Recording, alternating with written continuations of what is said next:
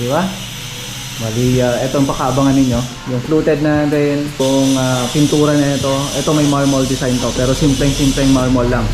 Konting haspe lang, then ayos na. Tapos kasi itong pader, nakatumba. Ganun siya. Ito naka-eskwala to, wala tayong problema dyan. Yun nga lang, ang problema, itong wall. Sukat natin dito, 6 inches. Sentro, 6 inches ulit doon, tapos 20 cm mula dito. So yun yung tamang sukat nun para pwersado talaga. So ang ginagawa namin, kung nag-layout kami mga kalasa, nilalaser namin yan, chine-check namin yung pader kung tama yung hulog niya. Tinan nyo naman ha, puro inko. Okay. Punta na si Berhel sa project. At tayo naman, pupunta na rin tayo. Saan tayo doon? Ako.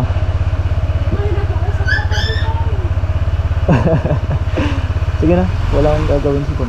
Love you.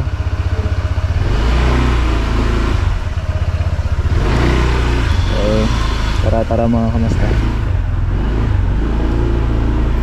Ayan talaga, sakripisyo araw-araw. Kahit gusto mo makibanding sa mahal mo sa buhay, minsan masasantabi muna para sa karamihan. Tara!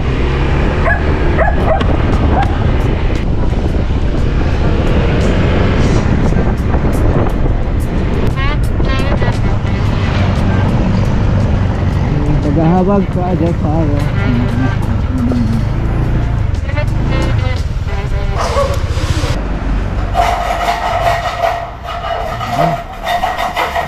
Parang wala si Melchor ah. Wala si Melchor? Ay! Diyan pala si Melchor. So, plastering na kapag. Ito, iawangan nyo yung sa ilalim na yun. Yung dadaanan ng pipe no? Yun doon sa banda ro. Sa gilid sa? Mag-adjust ka ng mga 20 cm tapos yun na yun. Kaya iwan mo na lang yun, yung isang hollow block doon. Para sa taas.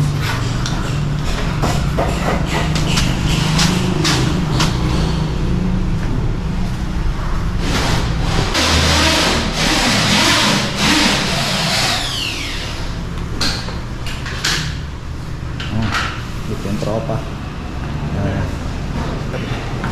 Yo. Dito sa gitna yan. Patay ko din na yung CR na dito ng toy. Yo, ngalay. Oo, basta i-check mo lahat. I-repair na.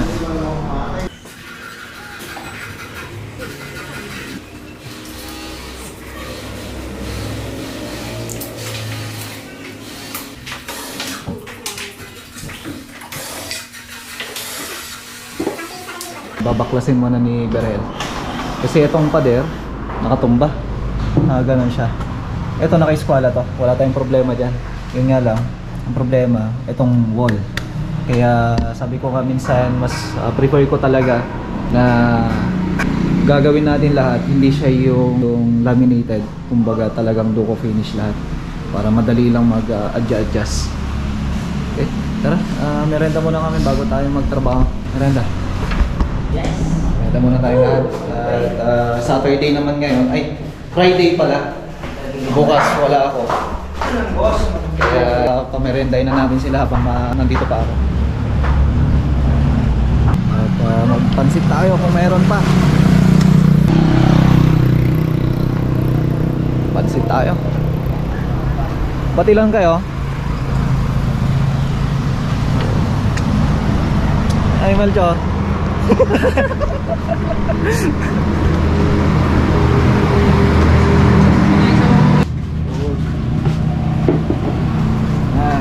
Pasok tayo. Tara, kulit na tayo. Ha? Hi! Pansit! Ano ito? Mas hindi pa tayo?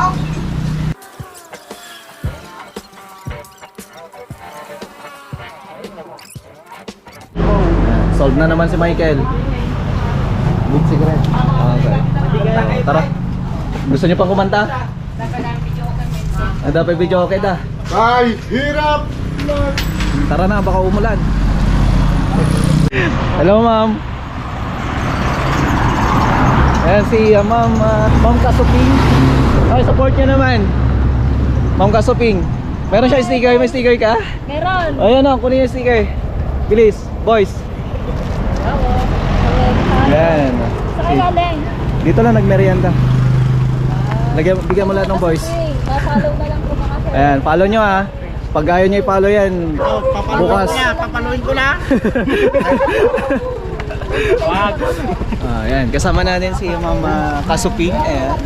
Supportahan nyo ha. Mga kamusta. Lagay ko nga sa Oh, yun. Nakita kita eh. Ayan, project ko. Saan kayo nag-work? Ito, isang project ko. Wow, congrats. Bago ah. Ayun. So, ingat. Sir, salamat. Oo. Naka-vlog ka? Kanina. Kanina? Kakaibin. Hey guys. Ayan. Kamusta? Follow Ayan, nyo po. supportahan nyo naman po. Kasuping. Kasupin. Ayan. So, ilagay na comment section. Yes. Yung kanyang page. Thank you. Sige, ingat, Bye. ingat. Sir, ingat din. Sige. Okay.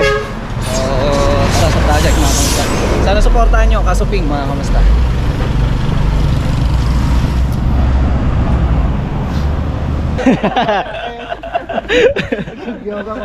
Ayan si Sayo. Okay, tara. Ayan. Ayan, bigyan natin ng sticker si Sayo. Saan na ba? So, nag-aluminum sila mga kamusta. Hindi mawawala yan. Ayan, salamat. So, eto, baklasin muna natin. Repair muna natin. Kaya eto, kaya kung makikita nyo, hindi pa namin ito nalagyan ng glue. Kasi talagang magbe-base ako dun sa wall muna. Ngayon, kagaya nyan, kailangan muna nating kalasin. So, mas madali na lang. Tapos, cut. Tingnan nyo. Halos nasa 1/2. Laki nung diferensya. So ngayon, ikabit muna natin yung isang floating shelves natin dito. Yung ginawa natin. Ayan si Sir, oh. Sa aluminum. Tingnan nyo yung aluminum nila. Ayan, so ibibigay din natin yung kanila contact number. So, lagyan natin yung floating para maipwesto. So, yan. Gamit yung laser natin ulit. Tara, pwesto natin pa. Kunin natin yung sukat.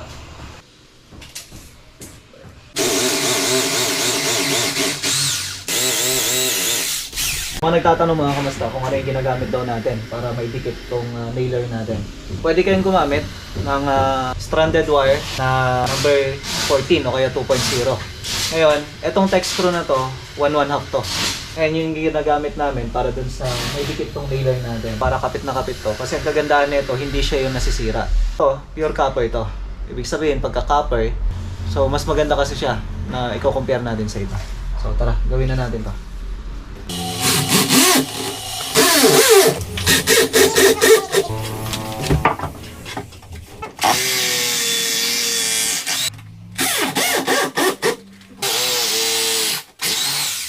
Okay, so ayos na. Sabi nga ni Madam, okay daw to.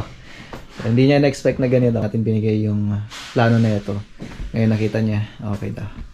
So approve ka agad yan. May floated pa kasi yan. Kaya isa pa sa mga magpapaganda. Tapos pag napinturahan.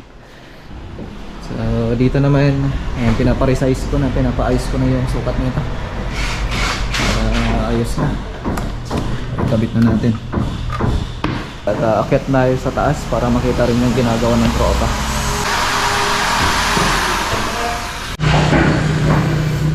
So ito na yung kisame natin. Nagustuhan to ni Madam din. Kanina lang nag-uusap kami. Ay, nagkakabit na sila ng mga ating gypsum board mga kamusta. Yung ginagawa ng tropa ngayon. Sidings muna inuuna namin. At pinipit natin sa lahat ng mga paring. At para mapinturahan na rin. Tapos dito naman minamasilyan na ng Kill Duty yung ating cabinet, floating cabinet para sa ating TV dito sa part na to. So, layout na rin kami dito sa kabila. Sabit muna ng wall angle kasi plain lang naman to, kaya madali na lang. Yan ang ginagawa ni Christian ngayon. Ang ginagawa namin, kinakat namin yung daanan ng ating mga metal frames. para malinis at sigurado nakasagad yung ilalim niya.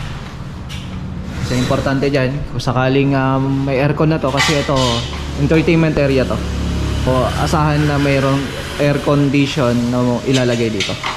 Kasi dito ka magkakaroon ng kung sakali may birthday or any occasions na pwede nilang gawin dito. So dapat yan sealed lahat. Although kahit na hindi man malagyan ng aircon, ganun pa rin yung ginagawa natin. Yan. So ayos. Tapos lalagay na yung mga pang-ilalim na ito pagkatapos ng sidings na yan. So yung electrical natin dito ayos na rin. Naka-layout na yan. Kaya pwede nang takpan lahat na. So, ang finish lang namin dito, rough lang. Kasi ang gagawin natin dito, kumbaga textured paint lang talaga siya. Yan ang gagawin natin. Tapos dito naman, ayan. So pinapaabangan ko na to ng para sa electrical ng ating washing machine. Nakataas yan para siguradong hindi mababasa. Tapos yung linya niya talagang idadaan natin sa taas lahat para sagabal dito sa ilalim. Okay? Ayan, nakaabang na itong mga to. Sabay-sabay na. Tapos mamaya naman yung para sa water line naman natin. So ayos na. At tara sa taas at ikabit na natin yung para sa TV console natin.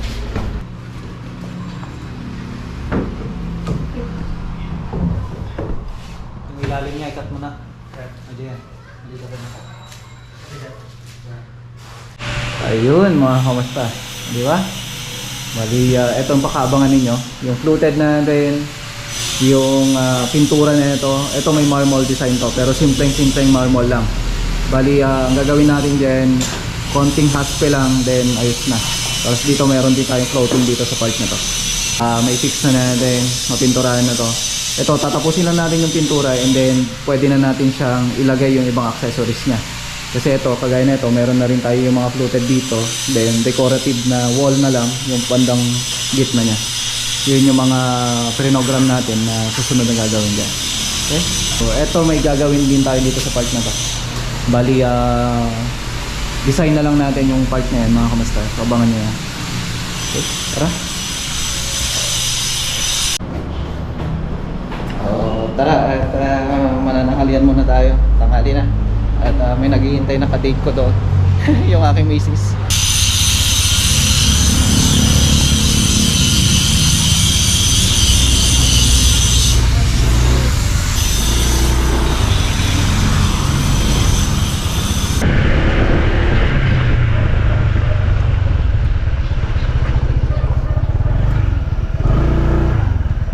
Yan, dito na tayo.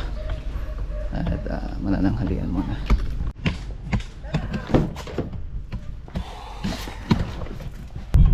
Kain muna tayo dito sa Solano.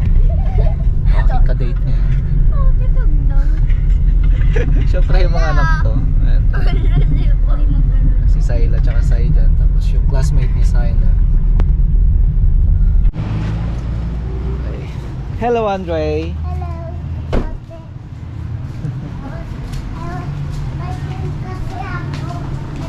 Nag-school ikaw? Ay, tapos na yung game mo. You have 2 marbles. Ito? Ito? Dito na. Yan, kain na kami. Si Sai dyan. Say hi baby. Si mami oh. Wag daw pa ganito kasi malaki yung balikan. Ay, yung ba niya?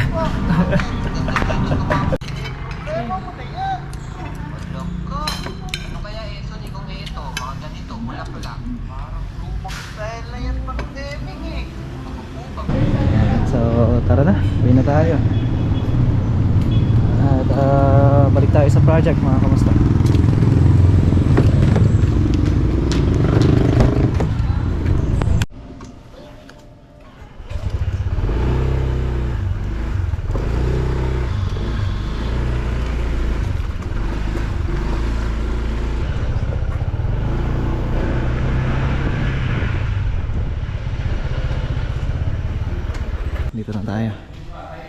Warehouse project tayo. At nag-clearing na tong mga tropa. Tapos kakabit na rin tong mga panel doors natin.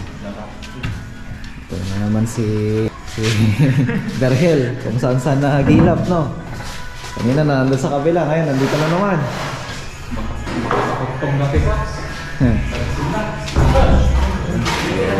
Konti na lang yung ginagawa para sa plastering, mga kamastan. Pinapatuloy na lang itong mga to. Okay na. Ano ito? Ano nagsagra? Yan, sumulot. Mga na? Masap na? Nagsagra na. Ayos. Okay na. Ganyan na i-fix yan. Tulak mo nga, Kuan. Installation tayo ng para sa ating panel door, kung saan yung ating hinges, mga kamusta. Ayan. So 4x4 yun. Ngayon, bali yan yung ilalagay natin. So yung sukat natin dito, 6 inches, sentro ng panel door, tapos 6 inches ulit doon, tapos 20 cm mula dito. So yun yung tamang sukat nun para pwersado talaga. Ginagawa namin dyan, ito yung buong hinges natin, nakaloob yan. Hindi na tayo magkakaltas dito sa may hamba.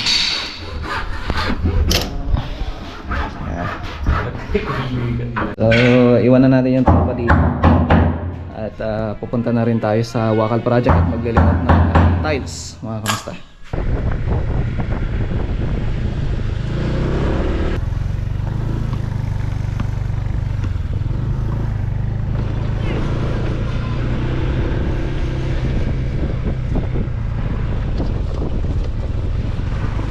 Dito na yung tiles natin. Siguro ito yung tiles natin sa CR kasi kulang pa yan eh. Ito yung pinakuha natin. Kinuha nila sa Wilcon. So, iaakit na nila to para may ikabit. Okay.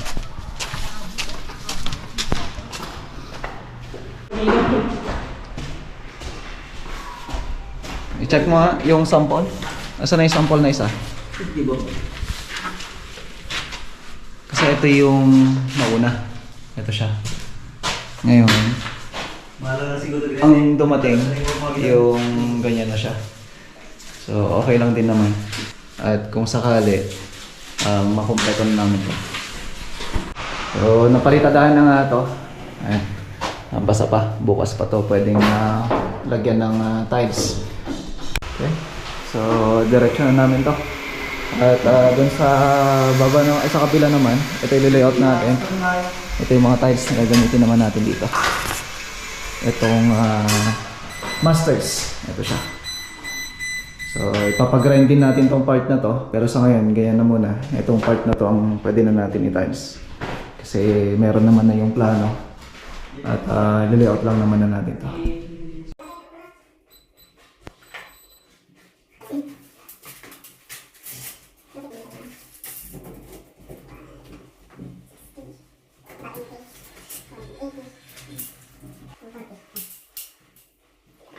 So, ginagawa namin kung nag-layout kami, mga kamasta. Nilalaser namin yan, chine-check namin yung pader kung tama yung hulog niya. Hindi, medyo nag-adjust tayo. So, hindi na tayo gumagamit ng tansay. Bali, mas service na yung ganitong pamamaraan. Ngayon, kukunin naman natin yung pinakataas niya para yung tiles natin sa taas, kumpleto na siya. Okay na? Okay. So, nakikita nyo, yung guhit natin na to, ngayon na yung magiging level nung kung saan tayo mag-i-start. Ito yun, yung lapis. Bali, yung level na yan, pataas na tayo. Tapos mahuhuli na itong siruko natin. Kasi yan naman yung ginagawa talaga natin. No? Kaya malaking bagay, mga kamusta, na may laser kayo. Ito, guguhitan na lang ito lahat. Lalagyan ng parli na yan, then diretso latag na to.